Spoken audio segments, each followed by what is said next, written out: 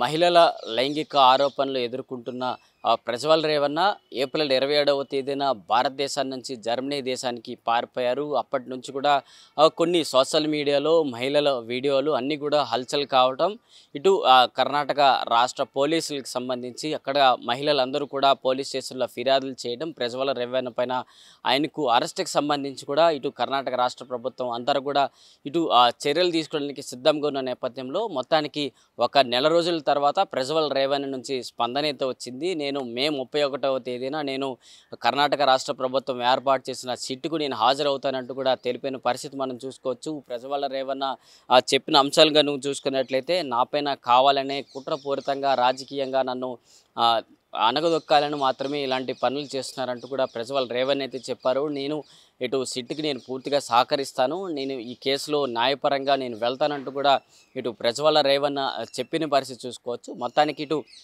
కర్ణాటక రాష్ట్ర ప్రభుత్వంతో పాటు ఇటు విదేశాంగ మంత్రిత్వ శాఖ కూడా ఇటు ప్రజ్వల్ రేవన్న జర్మనీ దేశంలో ఉన్నారు కాబట్టి ఆయన పాస్పోర్ట్ని బ్లాక్ చేసి ఇటు భారతదేశానికి తీసుకొచ్చి చట్టపరమైన చర్యలు తీసుకోవడానికి కూడా అన్ని రకాల ఏర్పాట్లు చేశారు. ఫైనల్గా ప్రజ్వల్ రేవన్న నుంచి స్పందన రావటం, ఈ చర్యలను వెనక్కి తీసుకున్నట్లు కూడా అర్థమవుతుంది. సో మే 31వ తేదీన ప్రజ్వల్ రేవన్న ఇటు హాజరైతే దీనికి సంబంధించి పూర్తిగా ఆయన ఎంత మేరకున్నారు, అసలు దీనికి సంబంధం ఏందని పూర్తిగా వివరాలు వచ్చే అవకాశాలు కనిపిస్తున్నాయి. మరి దీనికి సంబంధించి మనం ఒకసారి చూసుకున్నట్లయితే ప్రజ్వల్ రేవన్నకు సంబంధించి వందలాది వీడియోలు ఇటు సోషల్ మీడియాలో హల్చల్ కావటం, అక్కడున్న కర్ణాటక యువత సంబంధించి కావచ్చు, మిగతా వాళ్ళందరూ కూడా అక్కడ మహిళలకు సంబంధించి వీడియోలు చూస్తూ కూడా హల్చల్ అవడం, అక్కడున్న మహిళలందరూ కూడా స్థానిక పోలీస్ స్టేషన్లో ఫిర్యాదులు చేస్తూ కూడా ముందుకెళ్ళిన పరిస్థితి చూసుకోవచ్చు. ఇలాంటి అంశాలన్నీ కూడా పోలీస్ స్టేషన్లో ఫిర్యాదులు ఎక్కువ కావడం, సో అక్కడున్న పోలీసులు కూడా ప్రజ్వల్ రేవన్న పైన టార్గెట్ చేస్తూ కూడా ముందుకెళ్ళిన పరిస్థితి చూసుకోవాలి. ప్రజ్వల్ రేవన్న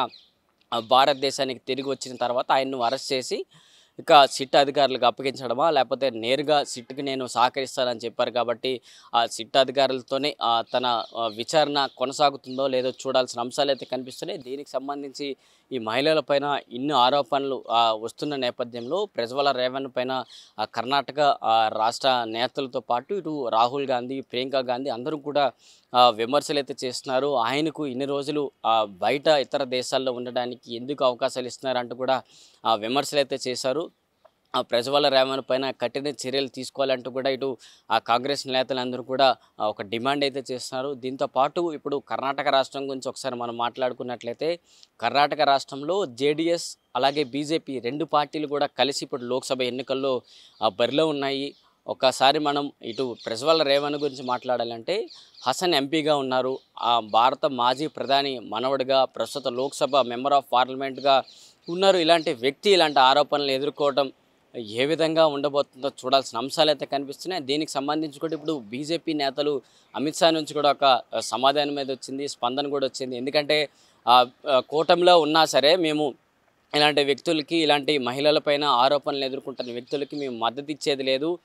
ఇటు ఏదైనా ఉందంటే దర్యాప్తు సంస్థలకి మేము పూర్తిగా సహకరిస్తాము. ఒకవేళ ప్రజ్వల్ రేవన్న ఇలాంటి చర్యలు చేశారు అంటే వారిపైన కఠిన శిక్షలు తీసుకోవాలంటూ కూడా మేము మద్దతు కూడా తెలిపే అవకాశాలు ఉన్నట్లుగా కూడా అమిత్ షా తెలిపిన పరిస్థితి మనం తెలుసుకోవచ్చు. మరి కర్ణాటక రాష్ట్రంలో ఉన్న జేడీఎస్ పార్టీ నుంచి కూడా ఒక సమాధానం అంత వచ్చింది. ప్రస్తుతానికి జేడీఎస్లో ఉన్న ఇటు ప్రజ్వల్ రేవన్నను మేము సస్పెండ్ చేస్తున్నాం, ఈయన ఈ ఆరోపణలు ఎదుర్కొంటున్నారు కాబట్టి ఈ ఆరోపణల నుంచి క్లీన్ చీట్గా బయటకు వస్తేనే మళ్ళీ పార్టీలో జాయిన్ చేసుకుంటాం, లేకపోతే పార్టీలోకి తీసుకునే అవకాశం లేదంటూ కూడా కర్ణాటక జేడీఎస్ పార్టీ నుంచి సమాధానం అయితే వచ్చింది.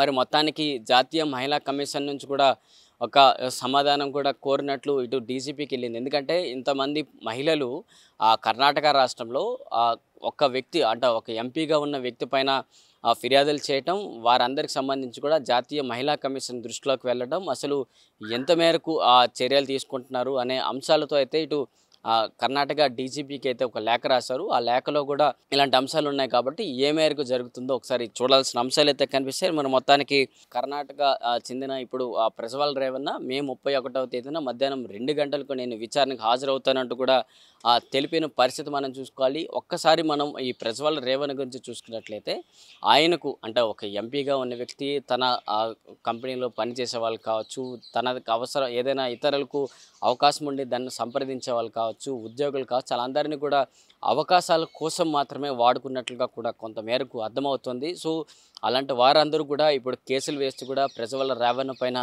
ముందుకెళ్తున్నారు. ఇలాంటి విచారణకు సంబంధించి వాళ్ళు ఎటువంటి సమాధానం చెప్తారు, లేకపోతే వారి వివరణ ఏ విధంగా ఉంటుంది, ప్రజ్వల్ రేవణ్ణ పైన ఎటువంటి చర్యలు తీసుకోబోతున్నారో చూడాల్సిన అంశాలైతే కనిపిస్తున్నాయి. ఇంతవరకు ఏప్రిల్ 27వ తేదీన కర్ణాటకలో జరిగిన ఎన్నికల తర్వాత ప్రజ్వల్ రేవణ్ణ భారతదేశాన్ని విడిచి బయటికి వెళ్ళిపోయారు. ఆయన చెప్పే అంశాలు ఒకటే, నేను డిప్రెషన్లోకి వెళ్ళిపోవడం, ఇంతమంది నాయకులు నా పైన ఆరోపణలు చేస్తున్నారు, సో నేను డిప్రెషన్కి వెళ్ళిపోవడం, అందుకే భారతదేశాన్ని విడిచి నేను ఇతర ప్రాంతాలు, ఇతర దేశాలకు వెళ్ళవలసి వచ్చిందంటే ప్రజ్వల్ రేవణ్ణ చెప్తున్నారు. మరి ఇటు సిట్ అధికారులు కావచ్చు, ఇటు మిగతా అధికారులు ఏ విధంగా చర్యలు తీసుకోబోతున్నారు, వీరి దగ్గరున్న ఆధారాలు ఏవంటే ఇప్పుడు వీడియోలు ఉన్నాయి కాబట్టి ఈ వీడియోలని ఏ విధంగా చూసుకుంటూ ప్రజ్వల్ రేవణ్ణను అరెస్ట్ చేస్తారు, ప్రజ్వల్ రేవణ్ణ పైన ఎటువంటి చర్యలు తీసుకోవడానికి ఇటు కర్ణాటక రాష్ట్ర ప్రభుత్వం ఏర్పాటు చేసిన సిట్ ఏ విధంగా ఆధారాలు సేకరించి ఫైనల్గా ఇచ్చి కర్ణాటక రాష్ట్రానికి చెందిన ఇప్పుడు ఎంపీగా ఉన్న ప్రజ్వల్ రేవణ్ణ పైన ఎలాంటి చర్యలు తీసుకోబోతారో చూడాల్సిన అంశాలు అయితే కనిపిస్తున్నాయి. వీడియో జర్నలిస్ట్ కృష్ణతో ప్రశాంత్, ఆంధ్రప్రభ, న్యూఢిల్లీ.